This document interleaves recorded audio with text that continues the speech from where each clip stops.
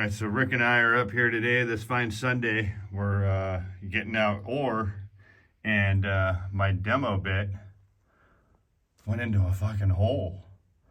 And I don't know where that goes because the stope on the back side of this is another 20 feet away. So that's very curious. I don't know if it's just a big limonite gas pocket or what. So I'm gonna take. So after further investigation, that hole right there is the high end of the stope, which, measuring it out, I must have mismeasured because that should be another 4 feet to the right of where we're at, not right where we're at.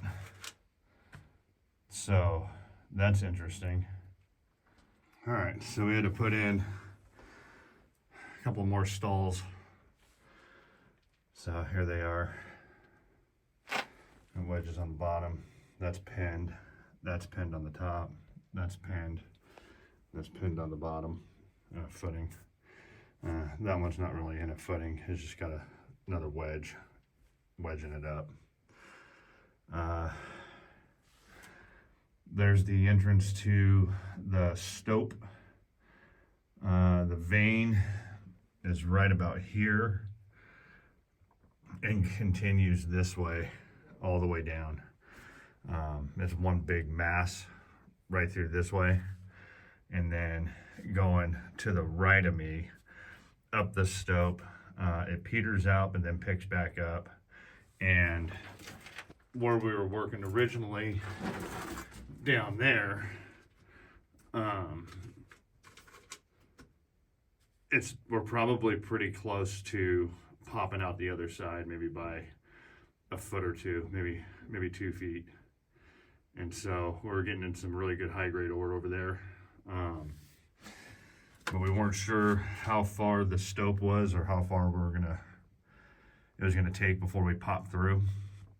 And I thought that the vein, which is right about here, was actually 4 foot over more. So I wasn't expecting to pop a hole through. So we're putting in stalls as we go down because this is going to end up opening up. We'll leave a big pillar on this left side. We'll leave a pillar of rock there, which kind of sucks because that all assayed out at like 3 ounces a ton on an average. So hopefully that carries all the way through to the 4 or 5 foot mark.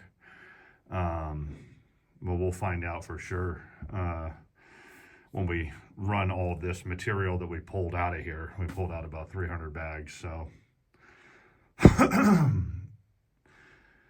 yet to be foreseen. It's kind of a bummer about leaving that pillar though, because I know that at least 8 inches in from the face, it was averaging 3 ounces a ton. So pillar wise, well, as long as we put stoles in going down, we might be able to just hog this whole thing out. We're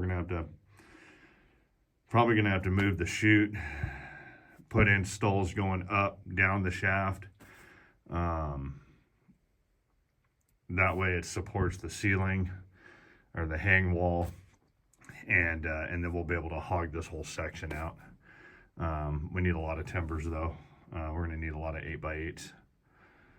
So, good times. All right, well, here's the dilemma. The dilemma is, that's the stope right there where that hole is. This is the ore body, which is a pillar between the main shaft and the stope. And in order to remove all the high grade, we're gonna have to put stoles along the way down, plus square set out the entire shaft with 8x8s. It's going to cost a lot, and this is going to be interesting, to say the least. But the grade of the ore is really good, and so it does warrant the timber.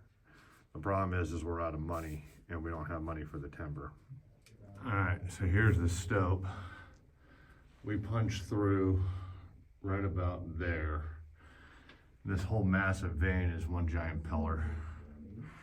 And in order to remove this, we're going to have to square set this entire shaft, which we're going to have to redo.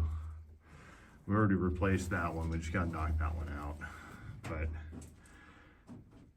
we're going to have to rethink the entire timbering system, because it's going to have to be square set out, which means we're going to have headers, 8x8s, and it's a pretty good span, so we're going to have some pretty long ones, maybe 10 foot, 12 footers, and then we can remove all this high grade ore. But